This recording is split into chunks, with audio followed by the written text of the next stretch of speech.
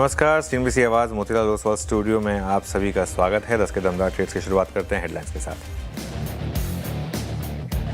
Banking शेयरों ने आज बाजार पर बनाया दबाव। बैंक निफ्टी 500 पॉइंट से ज़्यादा फिसला, निफ्टी भी 100 पॉइंट से ज़्यादा गिरकर 24,650 के नीचे। हालांकि मिड कैप और स्मॉल कैप आज कर रहे हैं आउट परफॉर्म।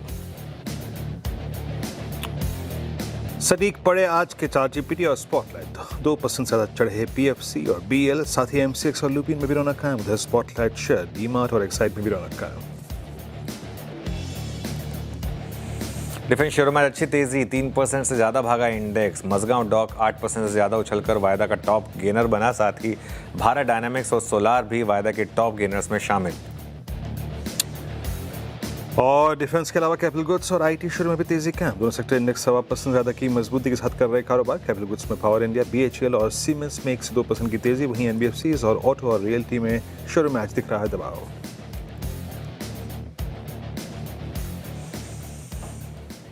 ओके, चलिए 10 के दमदार ट्रेड्स में आपका स्वागत है। विदुर में रहेंगे आपके साथ, और हमारे साथ पिछले शो से इस शो में गाबा सर और मानस जी बने हुए हैं। कविता जी और अमोल जी भी जुड़ेंगे अपने टॉप ट्रेड्स के साथ। बिग मार्केट वॉइसेस में आज मोतीलाल ओसवाल एएमसी के एमडी और सीईओ प्रतीक अग्रवाल जुड़ेंगे, और पाइपर सरिका के फाउंडर और फंड मैनेजर अभय अग्रवाल भी होंगे। साथ ही आशीष से जानेंगे कि ओरकला आज का टॉप गेनर क्यों है। लेकिन इससे पहले एक नज़र ज़रा मार्केट पर डालते हैं, और थोड़ा सा मार्केट में प्रेशर आ रहा है। निफ्टी अब डे लो पर आ गया, 24,627 मोर और लेस डे लो पर। बैंक निफ्टी भी 58,500 के आसपास ही घूम रहा है, और डे लो 58,456 का था। मिड कैप और स्मॉल कैप में हालांकि अभी भी मजबूती है, रिलेटिव स्ट्रेंथ है। आज मार्केट को तंग कर रहे हैं mainly 3 stocks, HDFC bank, ICICI bank और LNT.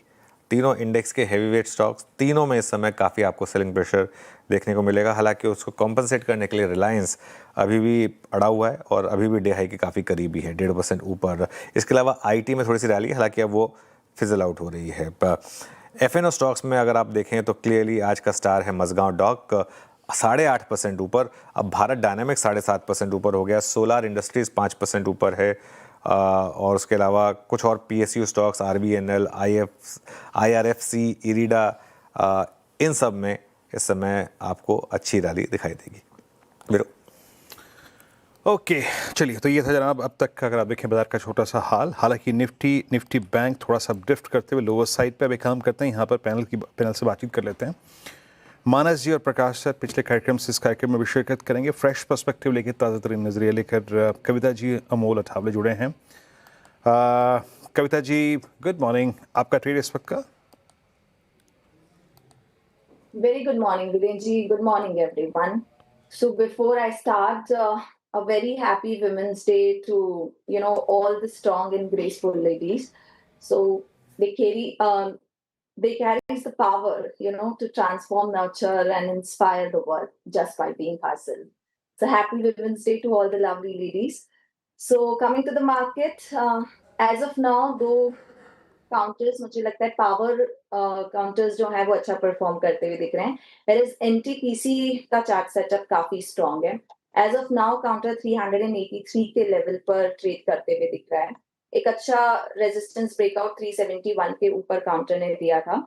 So for the price move, for intraday perspective 388 390 के प्राइस मूव बनते हुए देख सकते हैं। 379 के स्टॉप लॉस के साथ इसे चेज करना चाहिए। Whereas ये काउंटर, एज अ डिस्क्लेमर, ये काउंटर कॉल हमने हमारे क्लाइंट्स के साथ भी शेयर किया है। अनदर मुझे लगता है कैपिटल गुड्स में अच्छे मूव है, एंड देयर कैचअप रैली होना चाहिए कमिंस इंडिया में। एक डेली चार्ट पर आइलैंड क्लस्टर फॉर्मेशन बनता हुआ दिख रहा है। अपसाइड मूव पॉसिबल है काउंटर में 4880 4900 तक के प्राइस मूव बनते हुए दिखना चाहिए। स्टॉप लॉस मेंटेन करें 4780। ओके, तो ये कविता जी कॉल थी। अच्छा कविता जी, क्षमा चाहूँगा, मैं आपको शुभकामनाएं देना भूल गया था। आपको भी वुमेंस डे की बहुत बहुत शुभकामनाएं, अग्रिम शुभकामनाएं, क्योंकि 8 मार्च को है, यानी संडे को पड़ेगा, और आपको सेलिब्रेट करने के लिए एक अद्भुत मैच भी देखना होगा, है ना। और फाइनली अगर हम देखें, आप टी शर्ट पहन के बैठे हुए हैं। हम प्रोत्साहित कर रहे हैं टीम इंडिया को कि जाओ 8 मार्च का वो दिन, वो मैच जीत कर ताजपोशी अपनी कर लो। तो एक बार फिर से आपको अग्रिम शुभकामनाएं वुमेंस डे की। अमोल जी, गुड मॉर्निंग। आपका ट्रेड क्या रहेगा आज का? जी, नमस्ते एंड गुड मॉर्निंग। एचएएल के साथ जाना चाहूँगा। पोजिशनल पॉइंट ऑफ व्यू से देख रहा हूँ। 3950 के आसपास चल रहा है, 5060 के आसपास। पोजिशनली टारगेट निकल के आ रहे 4150, 4180 के। स्टॉप लॉस रहेगा उसका 3850 का। ये हफ्ते में कंसिस्टेंटली ये स्टॉक कंसोलिडेट होते हुए देखा है यही रेंज में। हालाँकि बाकी डिफेंस स्टॉक में काफ़ी प्रॉमिसिंग एक्टिविटी है। थोड़ा-सा पीछे रह गए, बट ये ओवरसोल्ड है और रिवर्सल फॉर्मेशन दिखा रहा है कि ये मोमेंटम आगे जाके भी पॉजिटिव साइड पे डेवलप होने के चांसेस चार्ट्स पे दिख के आ रहे हैं। दूसरा मैरिको के साथ जाना चाहूँगा, ये भी पोजिशनल पॉइंट ऑफ व्यू से देख रहा हूँ, 786 के आसपास है। पोजिशनली टारगेट निकल के आ रहे हैं 815 और स्टॉप लॉस रहेगा उसका 775 का। Higher high, higher lows formation stock ने मेंटेन रखा है, एक करेक्शन पूरा किया है और एक प्रॉमिसिंग रिवर्सल फॉर्मेशन है। मुझे लगता है 775 एक रेफरेंस पॉइंट रहेगा पोजिशनल ट्रेडर्स के लिए। अगर उसके ऊपर ये रहता है तो पॉजिटिव सेटअप कंटिन्यू रहने के चांसेस चार्ट्स पे दिख के आ रहे हैं। मीनवाइल एक बार सोलार इंडस्ट्रीज को वापस रखिएगा जरा स्क्रीन पर। बुधवार को हमने इसको लिया था चैट जीपीटी में, 10% के मूव आ चुके हैं तब से 3 दिन में, लेकिन मार्केट वीक हो रहा है। मार्केट वीक हो रहा है, डे लो पर हैं हम निफ्टी पर, और बैंक निफ्टी भी अब कल का लो तोड़ चुका है 58,425 पर। और यही दिक्कत है इस मार्केट की कि कब गिरावट आ जाए ये कहना थोड़ा सा टफ होगा इस मार्केट में। गाबा सर, आपकी 2 ट्रेड से समय की। फर्स्ट स्टॉक है मेरा हुडको। हुडको लगता है जो बाउंस मिला है, लगता है ये अच्छी जगह से बाउंस हो रहा है। ट्रेड करा है 180 135 के आसपास, स्टॉप लगाएंगे करीब हुडको पर करीब 178 का, ₹2 का स्टॉप है। फर्स्ट टारगेट 186 हुडको, पॉसिबल आपको मिले। दूसरा स्टॉक जो पसंद है मुझे वो है एसआरएफ। लगता है उभर रहा है, यहाँ से ब्रेकआउट मिल रहा है। 2606 पर ट्रेड करता है एसआरएफ। स्टॉप लगाएंगे 2580 का, टारगेट 2650 एसआरएफ। एसआरएफ ये हो गई गाबा सर की ट्रेड। मानस जी, आपकी 2 ट्रेड से समय की। देखिए, पहले तो आरबीएनएल पे खरीदारी करेंगे, जहां पर स्टॉक ने 200 वीक मूविंग एवरेज को 2 दिन पहले उसको टेस्ट किया था और आज रिकवरी में इंटरडे चार्ट पे हाई टॉप्स हाई बॉटम्स का ट्रेंड बनाया हुआ है। तो आरबीएनएल पे खरीदारी करेंगे 284 ₹284 के स्टॉप लॉस से 315 315 तक के टारगेट्स पॉसिबल हैं। जो दूसरा स्टॉक है वो एनएमडीसी का है। स्टॉक ने 3 दिन पहले 200 डे मूविंग एवरेज पे सपोर्ट लिया था, रिकवरी में 10 एंड 20 डे मूविंग एवरेज को रिगेन किया है। तो एनएमडीसी में भी खरीदारी करेंगे। स्टॉप लॉस आपको लगाना है 78 रुपीज 50 पैसे का, 78 रुपए 50 पैसे का, और 85 रुपीज तक के टारगेट पॉसिबल है। ओके, चलिए अब मार्केट पर लॉन्ग टर्म स्ट्रैटेजी डिस्कस करते हैं। हमारे साथ मोतीलाल ओसवाल एएमसी के एमडी और सीईओ प्रतीक अग्रवाल जुड़े हैं। प्रतीक जी, गुड मॉर्निंग। क्या इस समय स्ट्रैटेजी हो, ये जो वॉर चल रही है इसकी वजह से इतना बड़ा इम्पैक्ट मार्केट पर, क्रूड पर, वॉलेटिलिटी पर, ऐसे में अप्रोच क्या होनी चाहिए? ये अप्रोच इस बात पर निर्भर करती है कि आपका मत कि एक चीज कितनी देर तक चलेगी उस पे है। अगर आपको लगता है कि the intensity will decline sooner than later means over next 1 week to 2 weeks, तो एक टाइप की स्ट्रैटेजी हो सकती है विच इज कि what has fallen more would bounce back sharper, so try and look at that space. पर अगर अपना ऐसा ध्यान बनता है कि this thing will go on for longer and for us what is more important is कि तेल के भाव कहाँ जा रहे हैं। अगर तेल के भाव यहाँ रहते हैं या यहाँ से कम आ जाते हैं, मतलब 80 के नीचे आ जाता है Brent, so that is what we are really looking at। तो अगर जल्दी आ जाता है, लगता है कि 1-2 हफ्ते में आ जाएगा, तो आई थिंक डाउन टिक का फायदा उठाना चाहिए। और अगर लगता है कि ये लंबा रहेगा और शायद ऊपर भी चला जाए, तो डिफेंसिव स्ट्रैटेजी होगी। सो टुडे बहुत ज्यादा निर्भर करता है कि आउटलुक ऑन अनसर्टेनिटी कैसी है। जो हमारा मत है वो ये कि आज के दिन अनसर्टेनिटीज आर वेरी हाई। कुछ शॉर्ट हो गई हैं, पर तेल के दाम बड़े, मिडिल ईस्ट में जो भी हो रहा है, रुपया सरक गया। तो उम्मीद नॉर्मलाइजेशन की ज्यादा है, फियर कम होने की ज्यादा है। तो हमको लगता है कि इस डिप का एडवांटेज लेना चाहिए। वैसे भी अगर आप पीरियड बाय पीरियड पिछले 16 साल का डेटा देखो, तो middle of March, January to middle of March का एक पीरियड होता है जो कि थोड़ा वीक होता है बाजारों के लिए। उसके बाद मिडिल ऑफ मार्च से सितंबर तक का पीरियड यूजुअली 15 आउट ऑफ 16 साल आप देखोगे बेहतर होता है। तो वो भी एक चीज दिमाग में है कि यू नो इन 10-15 डेज जो एक थोड़ा मुश्किल पीरियड है, we will cross that and after that the outlook usually has been good. Okay अच्छा प्रतीक जी, अब आते हैं प्राइस वाइज जो बाजार का बिहेवियर उसको थोड़ा समझने की कोशिश करते हैं। ये युद्ध, ये कॉन्फ्लिक्ट जो चल रहा है इस वक्त मिडिल ईस्ट में, उसका एक बड़ा इम्पैक्ट हम देख रहे हैं डिफेंस स्टॉक्स पे आज। डिफेंस की प्लेसमेंट, इस बार के नंबर्स, इनकी ऑर्डर बुक, एग्जीक्यूशन का लेवल देखते हुए अभी आपका टेक क्या है डिफेंस पे, जो सडनली एक बार मेरे ख्याल से ऑपरेशन सिंदूर के वक्त एक डिफेंस में मूव आया था, वो चला 6 महीने के आसपास। इस बार के आपने डिफेंस बजट को देखा, डिप्लॉयमेंट देखा, मतलब आवंटन को भी देखा आपने, आपका डिफेंस पे टेक क्या कह रहा है इस वक्त? नहीं, सो डिफेंस हमारे यहाँ एक ग्रोथ थीम है और बहुत सारे फंड्स में आपको डिफेंस स्टॉक्स का इन्वेस्टमेंट दिखेगा।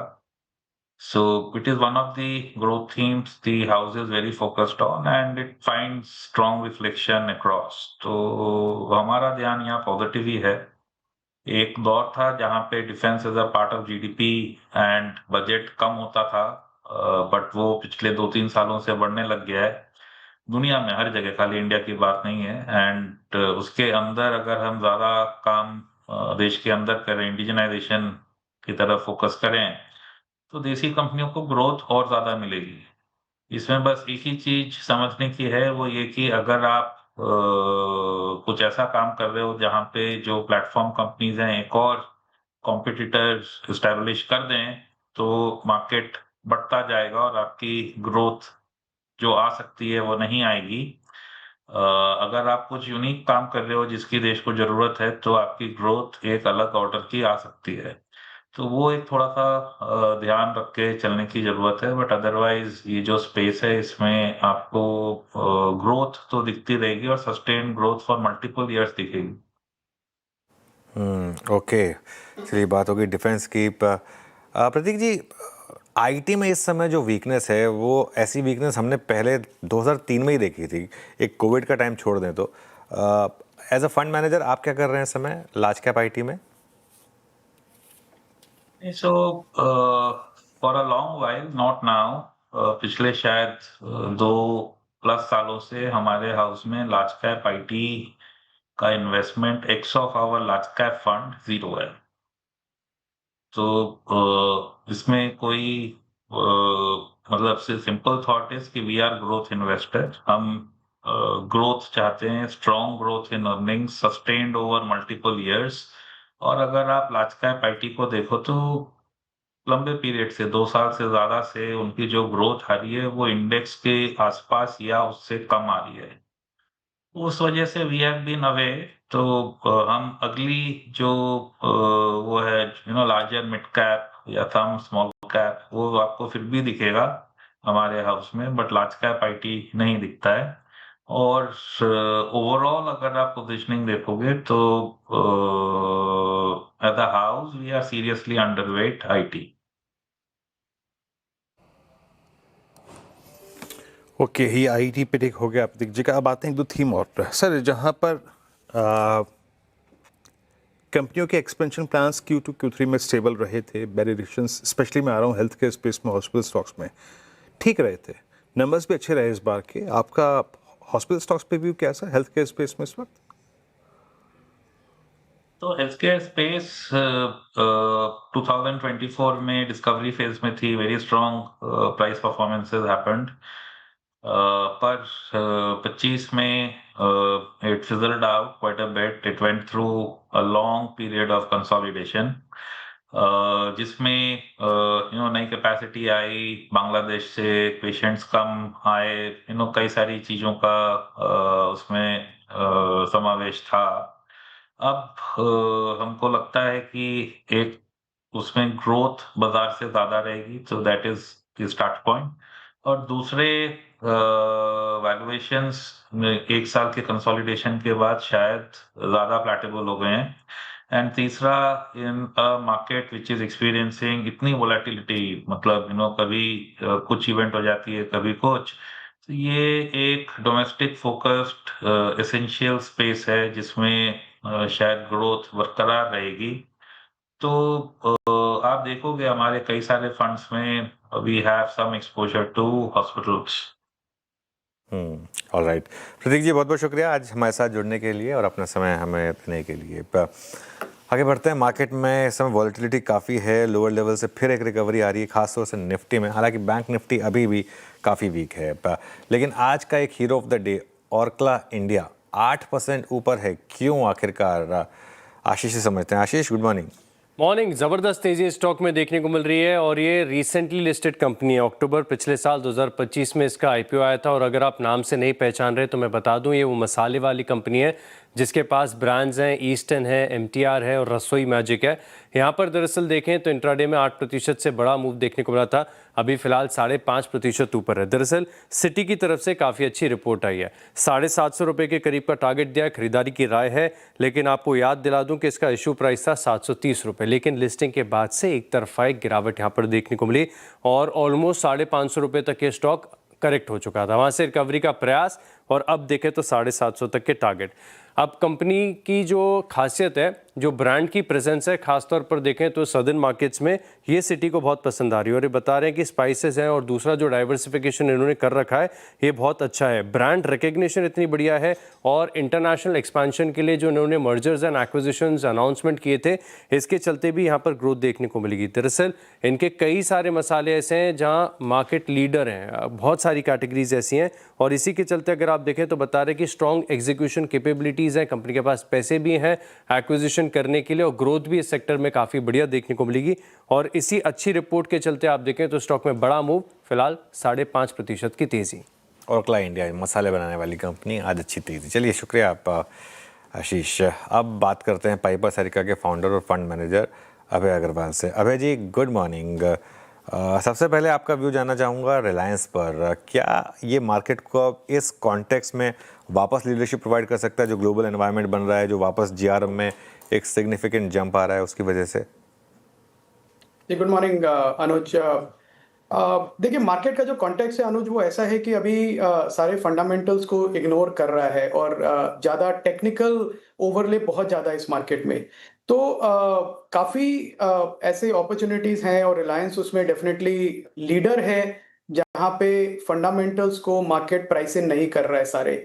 जो O2C बिजनेस है जिसका आपने जिक्र किया, डेफिनेटली जीआरएम जो बढ़ा है सिंगापुर में, उसका पूरा इम्पैक्ट, पॉजिटिव इम्पैक्ट इस क्वार्टर में दिखेगा। और उसके अलावा जो दूसरी भी चर्चाएं हुई हैं लिस्टिंग की, जियो की, आई थिंक वो भी पॉजिटिव ट्रिगर हैं। पर अभी अनुज अपॉर्चुनिटी बहुत अच्छी है मैं कहूँगा, पर और मेरा कोई बाय रिकमेंडेशन नहीं है, मेरा डिस्क्लेमर है, पर अपॉर्चुनिटी अच्छी है। पर हम अनफॉर्चुनेटली ऐसे मार्केट में है जहाँ पे technical factors, news driven factors ज्यादा इंपॉर्टेंट है मार्केट के लिए रादर देन फंडामेंटल्स। ओके, अच्छा, ठीक है। ये रिलायंस पे आपकी टिप्पणी हुई और याद रखिएगा रिलायंस इस चैनल का स्वामित्व प्रबंधन रिलायंस इंडस्ट्रीज़ के हाथ में ही है। तो कृपया कोई भी अगर आप इस वक्त प्राइस पर व्यू लेके ट्रेड करें या इन्वेस्टमेंट करें, निजी सलाहकार की राय ज़रूर रखिएगा। पर अभय जी, अब इस डिप में आप बाय क्या कर रहे हैं? फ्रेंकली स्पीकिंग, जहाँ पे आपका कन्विक्शन है इस प्राइस पे कि आप मतलब एक अच्छी चीज़ में एंटर कर रहे हैं, क्या risk reward ratio considering, I mean आपके ग्रोथ प्रोजेक्शंस, जो आपके खुद के कैलकुलेटेड ग्रोथ प्रोजेक्शंस हैं, उसको देखते हुए? Good morning Virendra. देखिए, हमारा फंडामेंटली कोई व्यू चेंज नहीं हुआ है। ये जो वॉर की सिचुएशन है, ये ग्लोबली सारे मार्केट्स के लिए डिफिकल्ट है। जो इन्वेस्टर्स ओवर लेवरेज थे उनके लिए तो बहुत ही मुश्किल है। और सिंस हम लेवरेज लेके या बोरो करके इन्वेस्ट नहीं करते हैं, तो हमारे लिए एक अपॉर्चुनिटी है कि हम स्लोली डिप्लॉय करते रहे हमारे कन्विक्शन आइडियाज जो हमारे मॉडल पोर्टफोलियो में ऑलरेडी हैं। और मॉडल पोर्टफोलियो में आप देखेंगे तो वेटेज वही है। ओवरवेट जो सेक्टर्स हैं हमारे लिए वो अभी भी फार्मा है, जो मुझे लगता है डोमेस्टिक और ग्लोबल फार्मा एक्सपोर्ट कंपनीज हैं, बहुत ही स्वीट स्पॉट में है। आउट परफॉर्म करेंगे निफ्टी को, बेंचमार्क को, इसका मुझे पूरा कन्विक्शन है। डोमेस्टिक कंजम्पशन प्लेज हैं, अभी ऑटोमोबाइल ने ज़्यादा अच्छा नहीं किया है पिछले 3-6 महीने से, पर मुझे लगता है कि वहाँ पे भी एक बहुत सॉलिड बॉटम बना है लार्ज कैप ऑटो प्लेयर्स में। डिमांड जितना भी हम चेक कर पा रहे हैं काफ़ी स्ट्रांग है, वैल्यूएशंस कम हुई हैं, वो अट्रैक्टिव हैं। मुझे लगता है मिड कैप बैंक्स में और पीएसयू बैंक्स में स्पेशली एक अच्छी अपॉर्चुनिटी है, बिकॉज वो सारे ग्रोथ ट्रिगर्स हैं उनमें जो प्राइवेट सेक्टर बैंक्स में इस समय नहीं है। तो कोई रैडिकल चेंज नहीं किया है वीरेंद्र, पर जो हमारे पास कैश था वो हम धीरे धीरे डिप्लॉय कर रहे हैं सेम आइडियाज में, जो फोकस्ड है डोमेस्टिक कंजम्पशन पे, सर्विसेज और प्रोडक्ट्स की, और एक्सपोर्ट्स पे, जहां पे इंडिया का एक कॉम्पिटिटिव एज बन रहा है अब धीरे धीरे। डिफेंस में शानदार तेजी है और जब भी वॉर होती है हमने देखा भी है वैसे भी।